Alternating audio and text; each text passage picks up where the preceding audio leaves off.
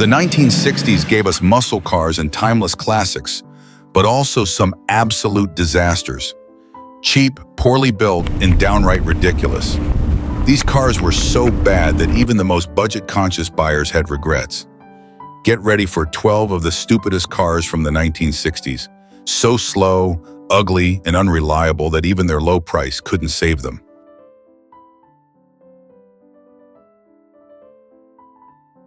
The 1961 Renault Dauphine is a car that, in hindsight, had no real chance of success in the American market. Renault's vision was to offer an affordable, fuel-efficient, and compact car that could provide an alternative to the massive, fuel-thirsty American sedans of the era. In theory, this was a great idea. By the early 1960s, European imports like the Volkswagen Beetle were proving that there was a growing niche for small cars in the United States.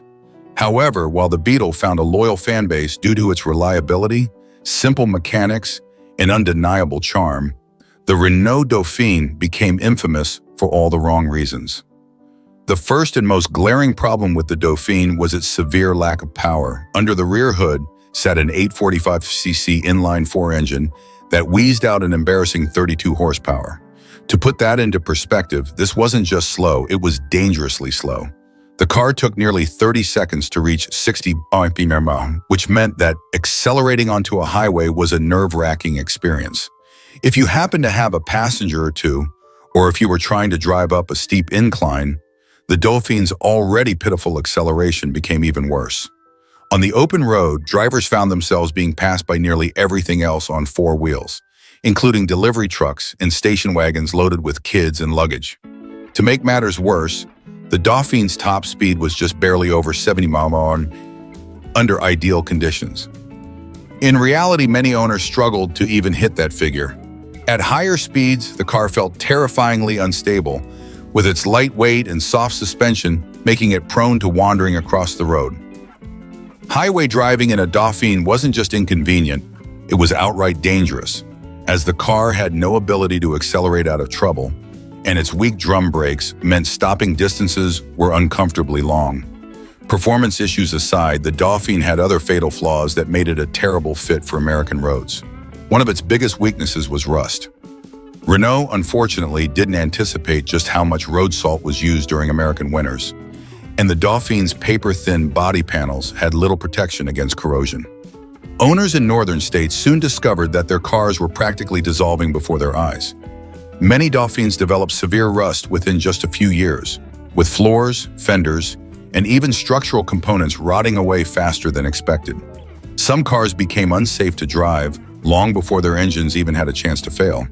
And speaking of reliability, the Dauphine was a disaster in that department as well.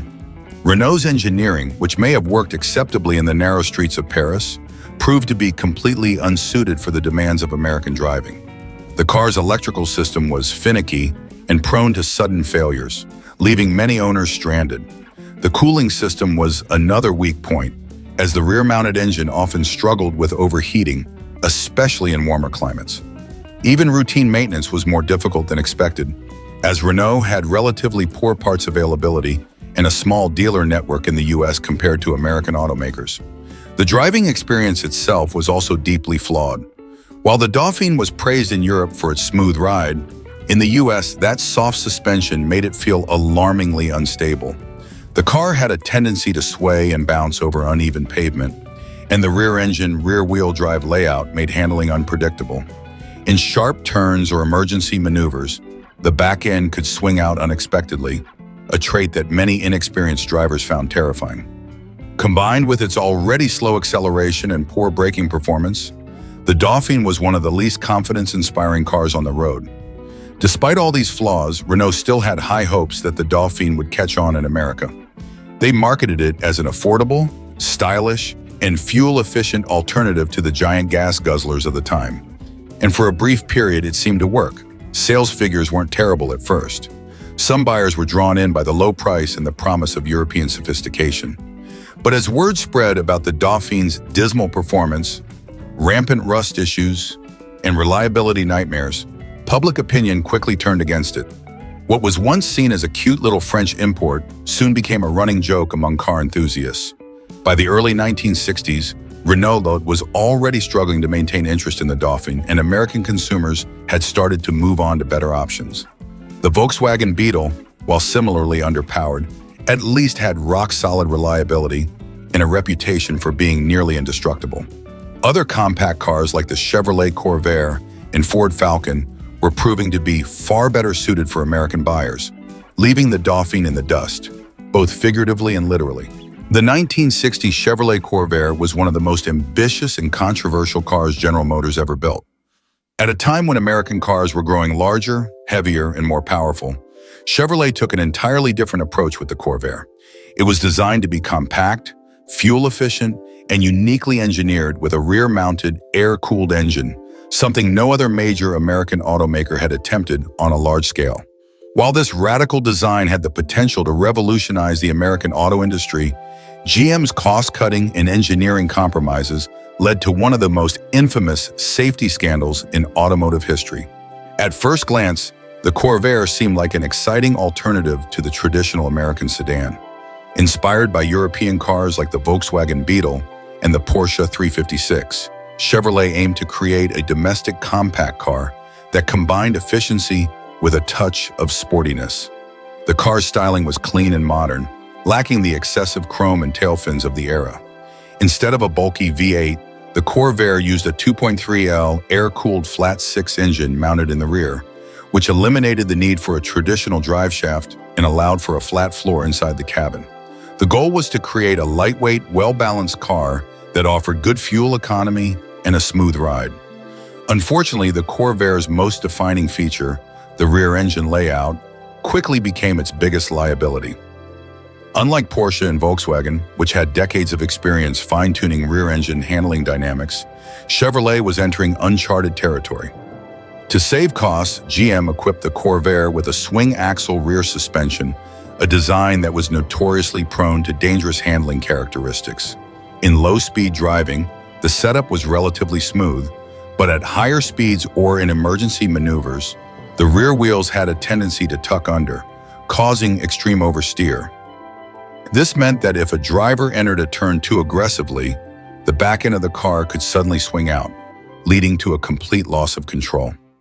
Making matters worse, Chevrolet originally recommended that owners maintain a significant front-to-rear tire pressure difference, low pressure in the front tires and higher pressure in the rear. However, this crucial detail was often overlooked or ignored by both dealerships and drivers, leading to even worse stability problems. Unlike most cars of the era, the Corvair also lacked a front stabilizer bar, further increasing the risk of spinouts. These handling issues didn't just make the Corvair difficult to drive, they made it dangerous. Owners began reporting frequent crashes caused by sudden oversteer, and insurance companies took notice. While skilled drivers could anticipate and correct the car's unpredictable behavior, the average American motorist was completely unprepared for how the Corvair reacted in emergency situations. The problem became so widespread that it eventually caught the attention of consumer advocate Ralph Nader, who used the Corvair as the centerpiece of his 1965 book, Unsafe at Any Speed. In the book, Nader argued that Chevrolet had knowingly put an unsafe vehicle on the market, prioritizing cost-cutting over driver safety. His scathing critique sparked a nationwide debate about automotive safety and put GM under intense public scrutiny.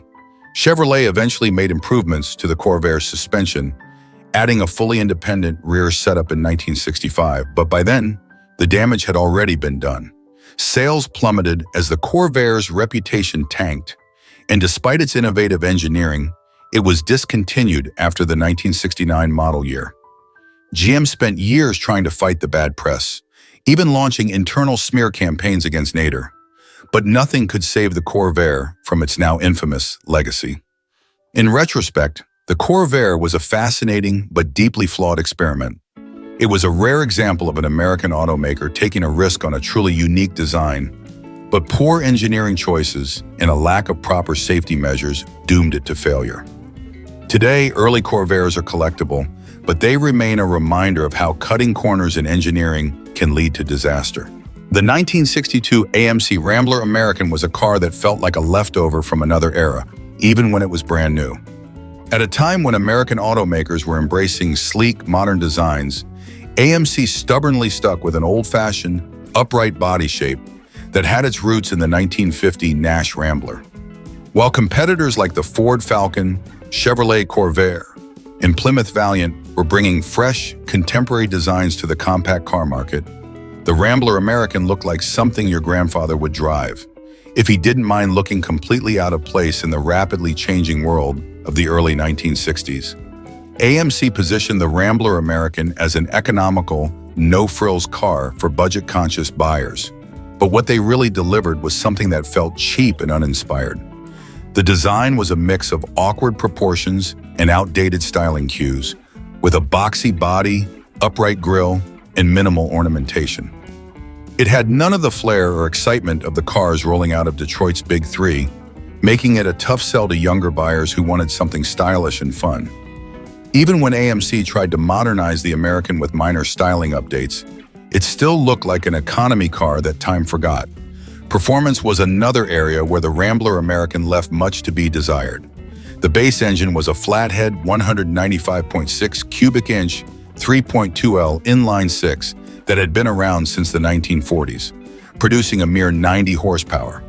This meant acceleration was glacial, with 0-60 mph taking well over 20 seconds, an eternity even for an economy car. Merging onto highways or passing slower traffic required patience, careful planning, and a complete disregard for the frustration of drivers behind you. AMC eventually upgraded the engine to an overhead valve design, which slightly improved performance, but it still fell far behind the competition. Driving the Rambler American was not a thrilling experience by any means. The steering was vague and unresponsive, making it feel disconnected from the road. The suspension was soft and floaty, causing excessive body roll in corners. While the ride was comfortable enough for daily commuting, it lacked any sense of engagement or excitement. The brakes were adequate, but nothing to write home about, and on wet or slippery roads, the car's handling felt downright sketchy. It was a vehicle built for basic transportation, not for any kind of spirited driving. The interior was as uninspired as the exterior. The dashboard was plain and utilitarian, with a simple instrument cluster and very few luxury features. The seats were functional but far from comfortable, with minimal padding and support. The materials used in the cabin felt basic and low cost, reinforcing the impression that AMC had cut every possible corner to keep costs down. While other compact cars of the time at least tried to add some personality to their interiors, the Rambler American was as exciting as a waiting room chair. One of the Rambler American's biggest selling points was its affordability. It was one of the cheapest new cars available in the early 1960s, making it a practical choice for budget-conscious buyers. Gas mileage was decent for the time, and the car's relatively simple mechanical design made it easy to maintain. However, the downside of its low price was that you got what you paid for, an uninspiring, outdated vehicle that offered little in terms of style, performance, or driving enjoyment. Despite its flaws, the Rambler American did find a niche audience. It appealed to older drivers who valued practicality over excitement, as well as families looking for a second car that was cheap to run. It was also popular in rural areas, where its simplicity and durability were appreciated. However, it never captured the imagination of the broader car-buying public. In a decade that would soon be defined by muscle cars, sleek designs, and powerful engines, the Rambler American felt like an afterthought. Today, the 1962 AMC Rambler American is mostly remembered as an oddity, a car that refused to evolve with the times and paid the price for it. While it may have been a sensible choice for its era, it lacked the innovation, excitement, and desirability that make classic cars truly stand out. It's a relic of a bygone automotive philosophy, one that valued practicality above all else, but failed to capture the hearts of drivers who wanted something more. The 1961 Ford Anglia 105e was a car that looked like it belonged in a children's book rather than on actual roads. Designed as a budget-friendly compact car for European markets, it never had a real chance in the United States, where its quirky styling, underwhelming performance, and minuscule size made it a complete misfit. Today, the Anglia is primarily remembered for its role in Harry Potter and the Chamber of Secrets. where it was portrayed as a flying, enchanted vehicle. In reality, though, the only magical thing about the Anglia was how it managed to survive in traffic without getting run over by much larger cars. One of the most striking and strangest design elements of the Anglia was its distinctive backward-slanted rear window. This was a deliberate choice by Ford, meant to improve visibility while keeping rain off the glass. It also allowed for a larger trunk opening without compromising rear seat headroom. In theory, it was a practical innovation. In practice, it just made the car look like someone had installed the roof backwards. The sharply creased bodywork and tiny proportions only added to the Anglia's cartoonish appearance, making it look more like a toy car than a legitimate road-going vehicle. While European buyers may have found its compact styling charming, Americans were used to long, sleek sedans and wide, aggressive muscle cars, making the Anglia look completely out of place on U.S. roads. But the looks weren't even the worst part. Under the hood, the Anglia was powered by a laughably weak 997cc 1.0-liter inline-4 engine producing just 39 horsepower. That's right, 39. To put that into perspective, a modern riding lawnmower can have nearly as much power. The result was an excruciatingly slow car that took nearly 23 seconds to reach 60 mph, assuming you even had a long enough stretch of road to get there. Driving an Anglia on American highways must have been a terrifying experience. Merging onto high-speed roads required the patience of a saint and the courage of a test pilot. Owners quickly learned to avoid interstates whenever possible, as the Anglia was simply not built for the fast-paced, wide-open roads of the United States. Handling wasn't much better. The Anglia was lightweight, sure, but it also had an extremely short wheelbase, tiny tires, and a suspension setup that left much to be desired. At low speeds, it was relatively nimble, making it easy to navigate tight city streets. But once speeds increased, the car felt twitchy and unstable. A sudden gust of wind could make it feel like it was about to be blown off the road, and going over potholes or rough pavement turned the ride into a bouncing, jittery mess. Braking was another problem.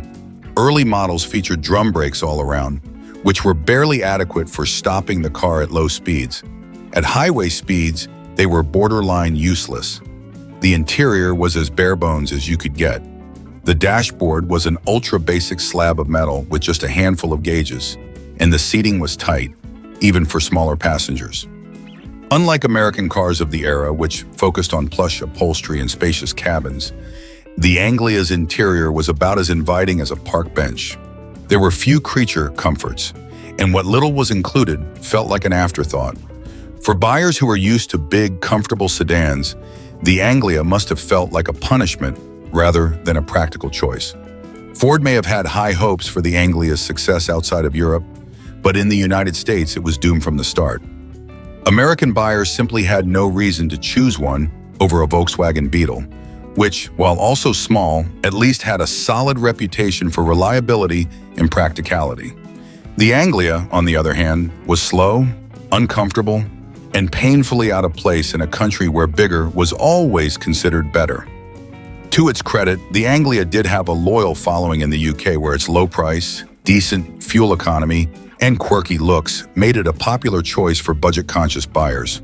But in the US, it was just another European oddity that never found its audience. Today, aside from classic car enthusiasts, the Anglia is remembered primarily because of its famous role in the Harry Potter films. Ironically, the movie version had one thing that the real-life car desperately needed: the ability to fly. Without that, it remained what it had always been: a tiny, underpowered, awkward-looking import that never really stood a chance. The 1960 BMW Isetta was one of the most unusual and impractical cars ever put into production.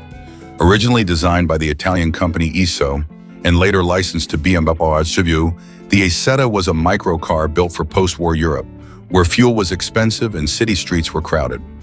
While it served a purpose as an ultra-affordable, fuel-efficient commuter vehicle, it was riddled with bizarre design choices that made it more of a novelty than a practical automobile. The most infamous feature of the Isetta was its front opening door. Instead of having traditional side doors like almost every other car in existence, the entire front of the vehicle, including the windshield, swung outward to let passengers enter and exit. This might have been a space-saving trick, but it created an obvious problem. If you parked too close to a wall, another car, or any other obstacle, you were trapped inside. The only way out would be through the sunroof, assuming you had the agility to climb through it. This design quirk was both frustrating and dangerous, especially in emergencies. Under the hood, or rather, in the back, was a tiny 298cc single-cylinder engine that produced a laughable 13 horsepower. This meant the Isetta had about as much power as a lawnmower and was slower than many motorcycles of the time. Acceleration was virtually non-existent, and top speed hovered around 50 mph on a good day with a strong tailwind. Getting up to highway speeds was out of the question, and driving one in traffic was a nerve-wracking experience, as it struggled to keep up with even the slowest cars on the road. Hills were another nightmare. If you had a passenger or any extra weight in the car, you might as well forget about climbing steep inclines. The Isetta's three-wheel design, on some models, made it even more ridiculous. While BMW did produce a four-wheeled version, some early Isettas had a single rear wheel, giving them an almost tricycle-like appearance. This layout saved on materials and made the car cheaper to produce, but it did no favors for stability. Cornering at anything above crawling speed felt precarious, and hitting a pothole or uneven road surface could send the Isetta bouncing unpredictably. The combination of narrow tires, lightweight construction, and an awkwardly placed engine made it a challenge to drive in anything other than perfect conditions. Then there was the styling, or lack thereof. The Isetta looked like a giant, cartoonish egg on wheels, making it impossible to take seriously. With its rounded shape, tiny footprint, and bubble-like windows, it was more of a conversation piece than a legitimate automobile.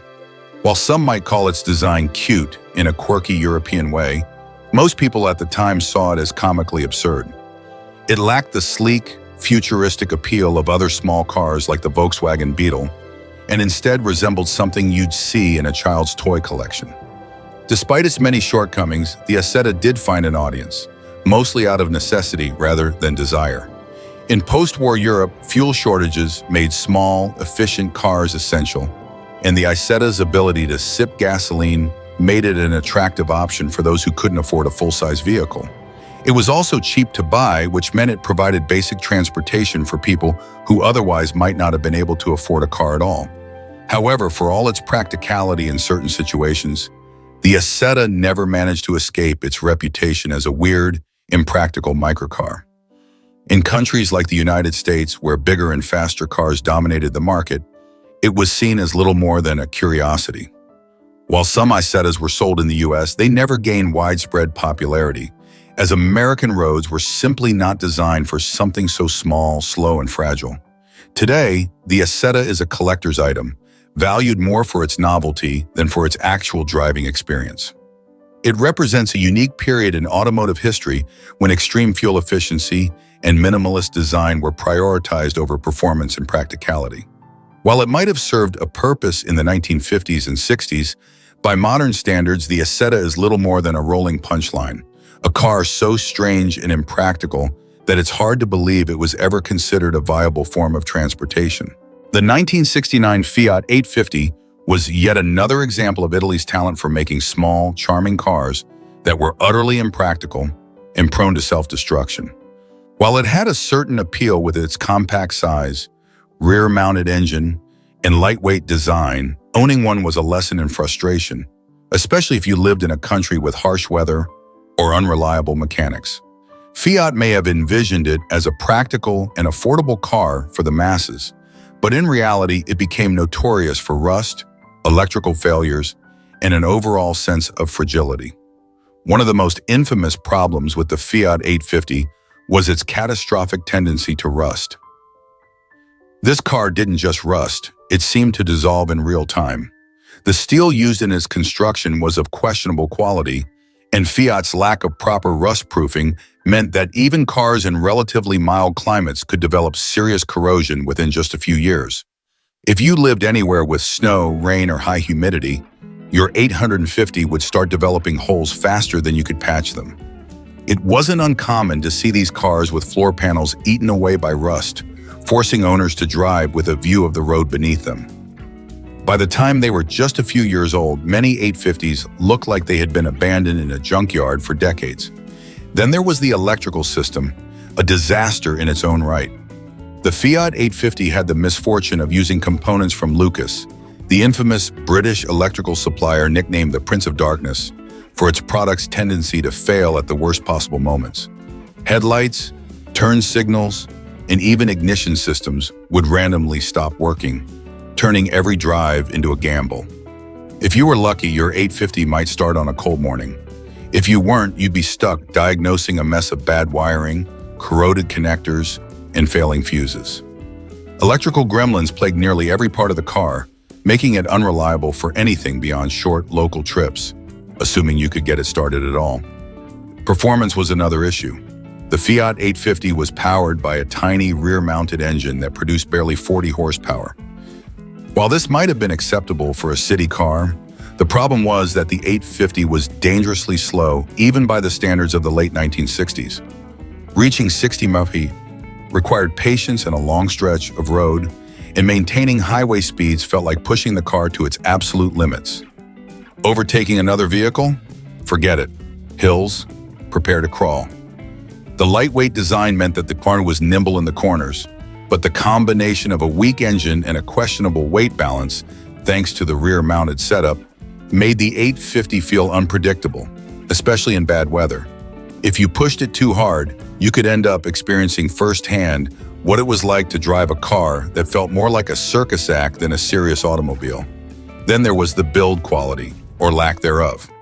Italian cars of this era had a reputation for being stylish, but poorly put together, and the Fiat 850 was no exception.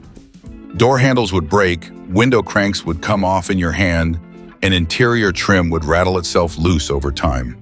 The seats were small and uncomfortable, and the overall fit and finish left much to be desired. It wasn't a car designed for longevity. It was designed to be driven for a few years and then thrown away. Despite all these issues, the Fiat 850 still had its fans. In Italy, where roads were narrow and fuel economy was a priority, it made sense as a cheap, economical commuter car. It was also available in multiple body styles, including a coupe and a spider, giving it a bit more visual appeal compared to other economy cars of the time. But outside of Italy, the 850 struggled to maintain its reputation. In places like the United States, where reliability and durability were expected even in small cars, the 850's constant breakdowns, rust issues, and lackluster performance made it an easy target for criticism. Today, finding an original Fiat 850 in good condition is nearly impossible. Not because they're rare, but because most of them rusted into oblivion decades ago. Those that do survive require an almost obsessive level of maintenance to keep running, and even then they remain fragile, unpredictable little machines. While some enthusiasts appreciate them for their quirky Italian charm, the reality is that the 850 was one of the most frustrating and unreliable small cars of its time. It might have been cheap, but as many owners quickly learned, you got exactly what you paid for. The 1963 Plymouth Valiant was a car that defined the concept of basic, no-frills transportation, but it did so in a way that left little to be excited about. While it was rugged and dependable, it lacked any real style, excitement, or personality. It was a car that people bought because they had to, not because they wanted to. At first glance, the Valiant's styling was about as uninspired as you could get. Boxy and utilitarian, it looked more like something designed by a committee that valued function over form. The awkward proportions, slab-sided body, and strange front grille design made it look almost unfinished, as if Plymouth simply stopped halfway through the styling process. While other American cars of the early 60s were starting to embrace sleeker lines and more modern aesthetics, the Valiant looked like it was stuck in the past, almost Soviet in its utilitarianism. It wasn't elegant, it wasn't aggressive, and it certainly wasn't sporty. It was just there. Under the hood, the base models were powered by Plymouth's infamous Slant 6 engine. Now, the Slant 6 itself was actually a fairly reliable engine, and it had a reputation for durability. But in the Valiant, it was completely uninspiring. The base 170 cubic inch version made just 101 horsepower, which was barely enough to move the car with any sense of urgency. Acceleration was sluggish, and highway driving required patience and planning. Passing another car was more of a hope than a strategy, and climbing a steep hill meant flooring the gas pedal and praying for momentum. The 225 cubic inch version offered a little more power, but it still wasn't enough to make the Valiant feel anything close to exciting. Plymouth built the Valiant to be a cheap, affordable car for the masses, and unfortunately, it felt like one. The interior was basic to the point of being depressing. Hard plastics, simple gauges, and a bench seat that offered about as much comfort as a park bench made it clear that cost-cutting was a priority. Sound insulation was minimal, so every road noise, engine vibration, and squeak from the bodywork was transmitted directly into the cabin. The Valiant's suspension was designed for durability rather than comfort, meaning the ride was often harsh, with bumps and imperfections in the road feeling more pronounced than they should have been. Despite all its flaws, the Valiant did have one thing going for it: durability. These cars were built to last, and many of them did. The slant six engine, while underpowered, was nearly indestructible. The transmission, whether a manual or an automatic, was similarly bulletproof. Many Valiants racked up hundreds of thousands of miles with minimal maintenance. But while longevity is an admirable quality, it doesn't make up for the fact that the Valiant was one of the dullest cars of its time. Today, the 1963 Plymouth Valiant is mostly remembered as an unremarkable economy car from an era when American automakers were still figuring out how to make compact cars appealing. It may have been practical, it may have been reliable, but it was never desirable. It was the kind of car that you bought when you had no other choice, something to get from point A to point B, nothing more. While some classic car enthusiasts appreciate it for its simplicity, the reality is that the Valiant was never a car that stirred passion. It was, at best, a workhorse. At worst, it was one of the most forgettable vehicles of its era. Despite all its flaws, the Valiant did have one thing going for it: durability. These cars were built to last, and many of them did. The slant six engine, while underpowered, was nearly indestructible. The transmission, whether a manual or an automatic, was similarly bulletproof. Many Valiants racked up hundreds of thousands of miles with minimal maintenance. But while longevity is an admirable quality, it doesn't make up for the fact that the Valiant was one of the dullest cars of its time. The 1966 Ford Cortina MK1 was, at its core, a simple, budget-friendly car that provided transportation for the masses. It was never meant to be flashy, luxurious, or even particularly exciting. It was built to be cheap, easy to maintain, and fuel efficient. In that regard, it was a success, but it also meant that the Cortina MK1 was one of the most uninspiring cars of its time, plagued by a lack of power, questionable handling, and a build quality that made it feel disposable. From a design perspective, the Cortina MK1 was as plain as they come. It featured a boxy, uninspired shape with almost no character, and from a distance, it could easily be mistaken for any number of other dull, mass-produced economy cars of the era. It lacked the sculpted elegance of its European competitors, the muscular stance of American cars, or even the quirky charm of some of its British contemporaries. Instead, it was the automotive equivalent of plain toast, functional but completely forgettable. The proportions didn't help either. The Cortina was designed to be compact, which meant it had narrow, upright styling that gave it the appearance of a toy car rather than a real one. The small wheels, thin pillars, and flat body panels only emphasize how basic the design was. There was no effort to make it aerodynamic, no attempt at aggressive styling, and certainly no dramatic curves or sculpted lines. It was a car that existed to be used and nothing more. Step inside and the Cortina's lack of ambition became even more obvious. The interior was about as bare bones as it got. The dashboard was a flat, uninspiring slab with a speedometer, a few switches, and nothing else. No fancy wood trim, no stylish gauges, and no sense of occasion. Just the absolute minimum required to make the car function. The seats were thinly padded and provided about as much support as a folding chair, making long drives an uncomfortable experience. If you expected plush upholstery, thick carpeting, or sound insulation, you were in for a disappointment. The cabin was noisy, with engine vibrations, wind noise, and road sounds all making their way in, giving passengers a constant reminder that they were in a budget car. But where the Cortina truly suffered was in its driving dynamics. The base models were equipped with tiny four-cylinder engines that struggled to produce enough power to keep up with modern traffic. The smallest versions had engines displacing just 1.2 liters, putting out a meager 48 horsepower. Even the larger 1.5-liter engine, which was considered the performance option, only managed around 60 horsepower, barely enough to make the car feel alive. Acceleration was glacial, with Euro 60 mph time stretching well beyond 15 seconds. In a world where some American muscle cars of the time could do the same sprint in under 7 seconds, the Cortina felt like it was moving in slow motion. Highway driving was an even bigger challenge. With such little power on tap, merging onto a freeway or overtaking another vehicle required careful planning and plenty of patience. The Cortina's top speed wasn't much to brag about either. Depending on the engine, it barely cracked 80 mph, and even that felt like pushing the limits of the car's structural integrity. Speaking of structural integrity, the Cortina had little of it. The lightweight body was made from thin metal, which contributed to its low price but also made it feel incredibly fragile.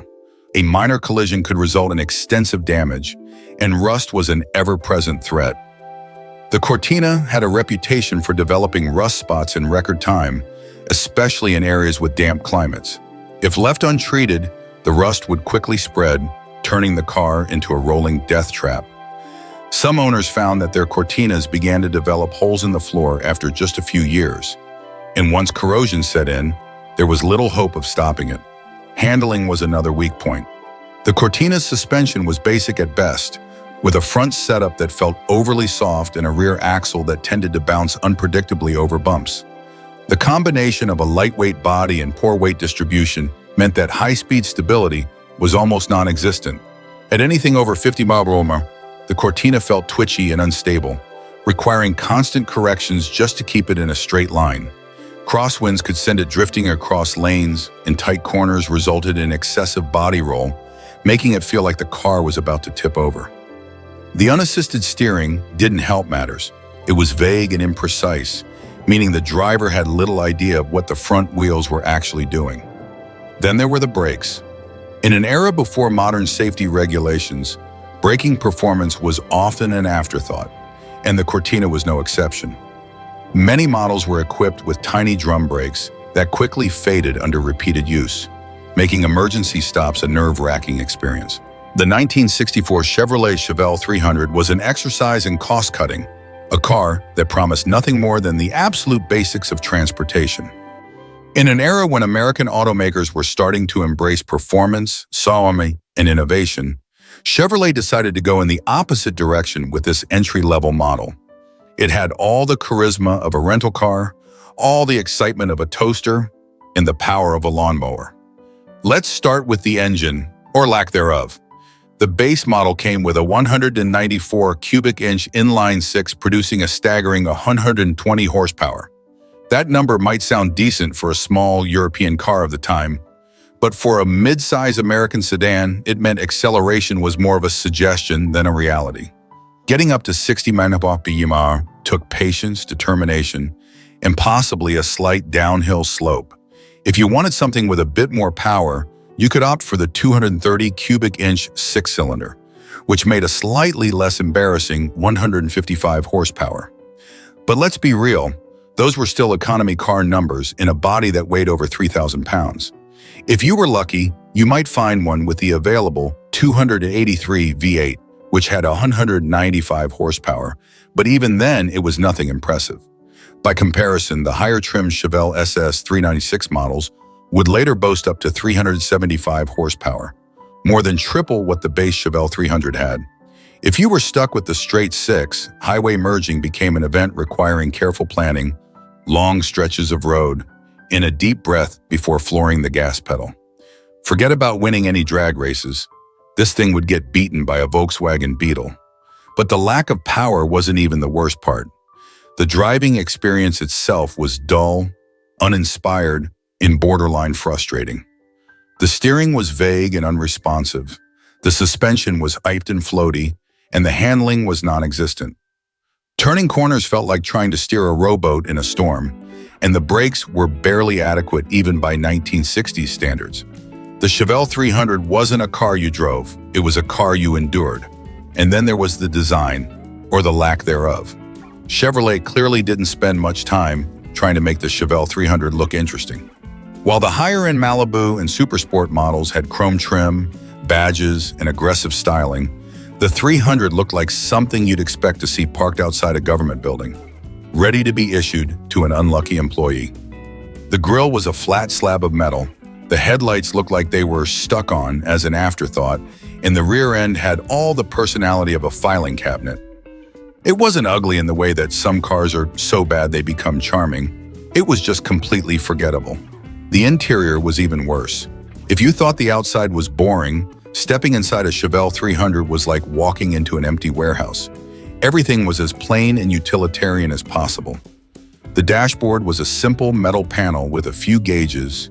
The seats were covered in the cheapest vinyl available, and luxury features like a radio or carpeting were optional extras. If you wanted an armrest, that would cost you. If you wanted anything resembling comfort, you were probably looking at the wrong car. Chevrolet may have marketed the Chevelle 300 as an affordable, practical car, but in reality, it was just cheap. It wasn't fun, it wasn't stylish, and it wasn't even particularly good at being a budget-friendly option. It was the kind of car people bought not because they wanted to, but because they had to. For those who dreamed of owning a muscle car but could only afford the base model, the Chevelle 300 was a painful reminder of what they were missing. Over the years, the Chevelle would become one of Chevrolet's most iconic nameplates, with legendary performance models in the late 60s and early 70s. But the 300 trim, that was the forgotten, unloved version. The one that nobody wanted then and even fewer people remember now. It was a muscle car without the muscle, a mid-size car without the comfort, and a Chevrolet without the excitement. If you ever needed proof that cheap doesn't always mean good, the 1964 Chevelle 300 was it. The 1967 Hillman Imp was meant to be the British answer to the Volkswagen Beetle and the Mini, an affordable, practical car for the working class. Instead, it turned out to be one of the most frustratingly unreliable and poorly designed vehicles of its era.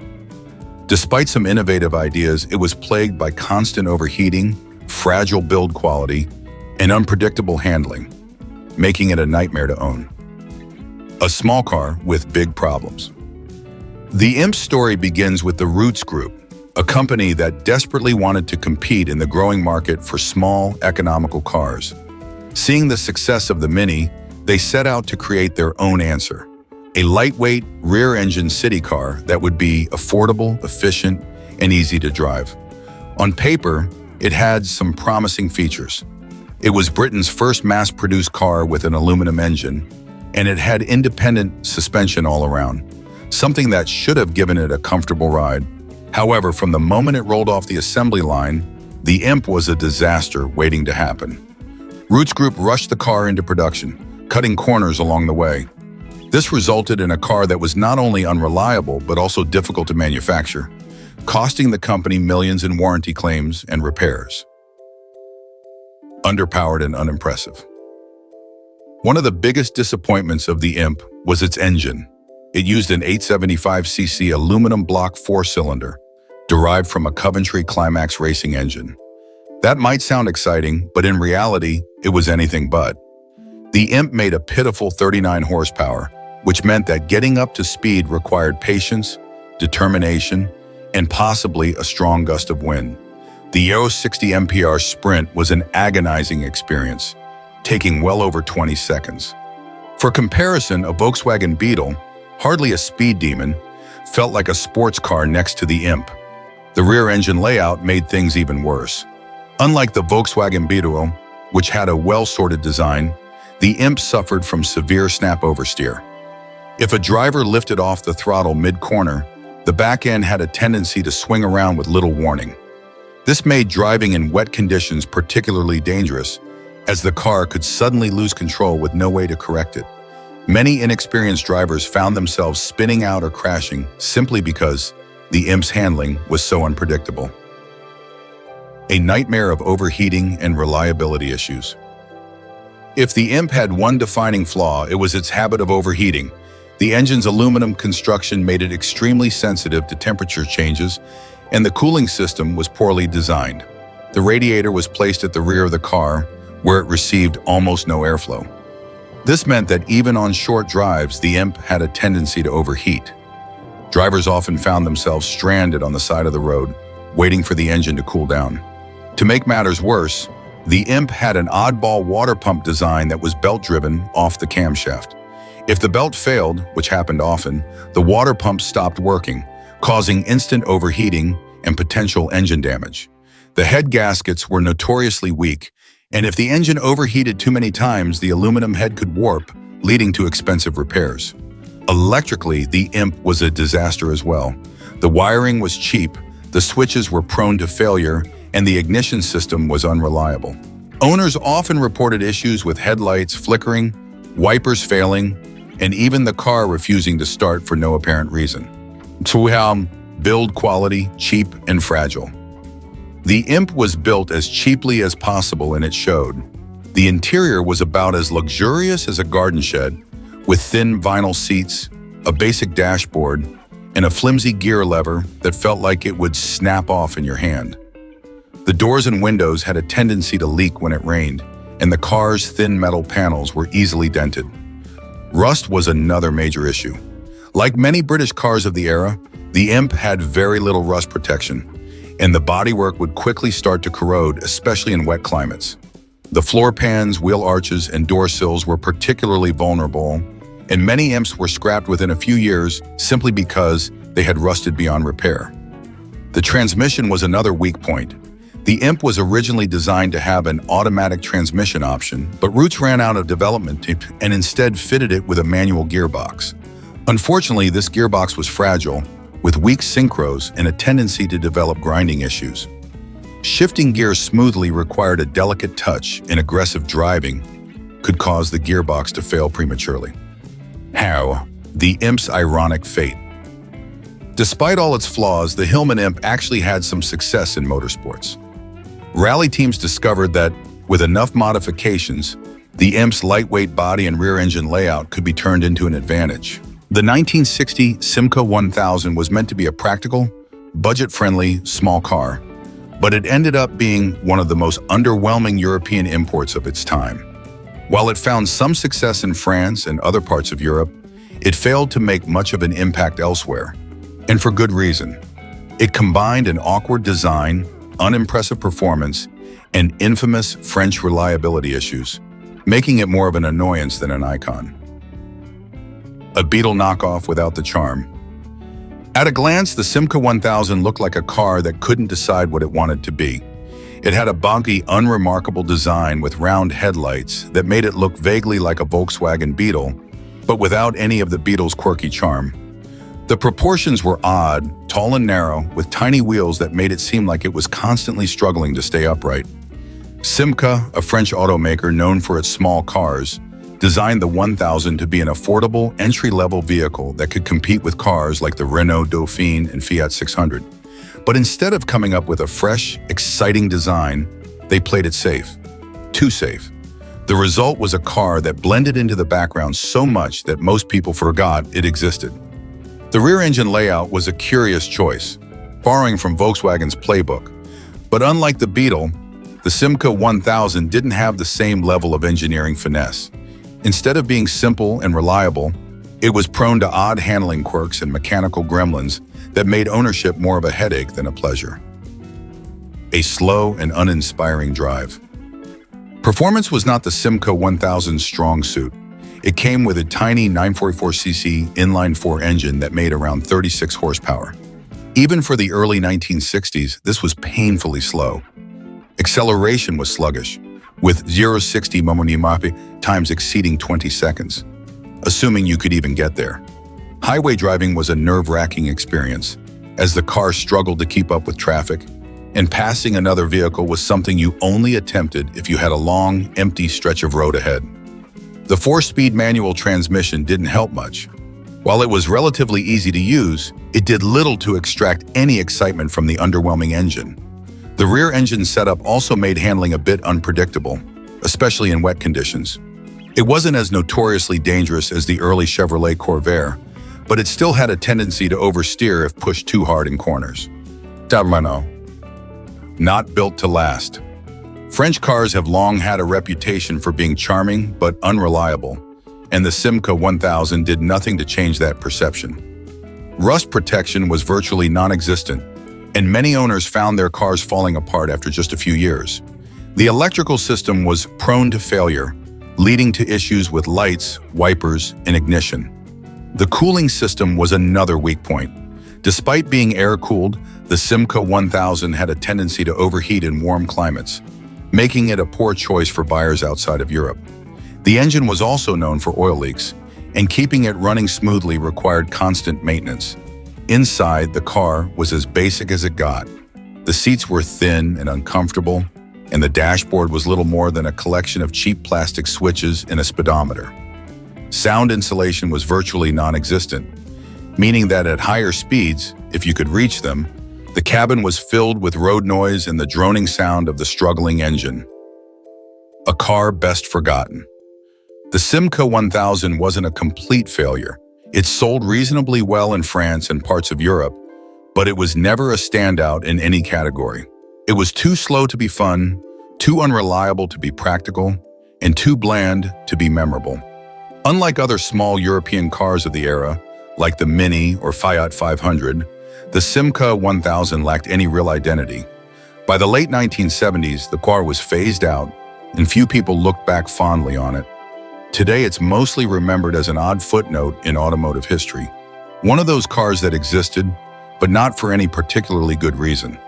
If you were unlucky enough to own one, it was likely a car you quickly wanted to forget. The 1965 Datsun 320 pickup was one of the first entries from Datsun, now Nissan, into the small truck market in the United States, but it certainly wasn't a game changer. Instead, it was a car built to be as inexpensive as possible, which meant cutting corners in pretty much every department. While it was technically a truck, it didn't have the muscle, durability, or performance that one might expect from a vehicle meant to haul loads. Instead, it was more of a clumsy attempt at a workhorse that failed to live up to expectations. A shrunken farm truck. The Datsun 320 pickup's design was awkward and underwhelming from every angle. It looked like someone took a full-sized farm truck and shrunk it down without thinking about how it should perform. The body was small and compact, almost toy-like, which made it appear at its place on the road compared to its American and European counterparts. Despite its small size, the truck still managed to look bulky, almost as if it had no purpose other than to take up space. The bed was tiny, and the overall proportions were out of sync, making it seem impractical even for light work duties. Performance? Barely there. With a measly 60 horsepower, the Datsun 320 pickup was not exactly built for power. The tiny 1.3-liter inline-4 engine could barely handle carrying a full load of cargo. Driving it on highways was a tedious experience as the truck struggled to reach reasonable speeds, and passing anyone on the road was practically out of the question. In fact, the 320 would often be overtaken by even the most basic cars of the time. It was a struggle just to carry anything more substantial than a few bags of groceries. When it came to towing, forget about it. The truck's weak engine and basic design made hauling anything heavier than light loads nearly impossible. While the 320 was marketed as a work vehicle, it lacked the power and sturdiness needed for true utility. Safety concerns. One of the most glaring issues with the Datsun 320 pickup was its complete lack of safety features. The thin metal body was so fragile that it seemed like a tin can, offering little protection in the event of a collision. There were almost no safety features to speak of. No crumple zones, no reinforced frames, and certainly no airbags. In the event of an accident, the truck wouldn't offer much in terms of crash protection. The lack of structural integrity made it a poor choice for anyone concerned about their safety. A step toward better trucks. At the time, Datsun was still figuring out how to make vehicles that could truly compete with established brands, especially when it came to trucks. The 320 was a budget option through and through, and it showed in the low-quality construction and lackluster performance. While Datsun would eventually go on to create some truly reliable and durable trucks in later decades, the 320 pickup was far from the brand's best effort. In terms of design, practicality, and safety, it was clear that the Datsun 320 pickup was a vehicle built more out of necessity than out of any particular vision for a great product. It was a vehicle you'd buy if you had no other choice, and even then you'd probably end up regretting it.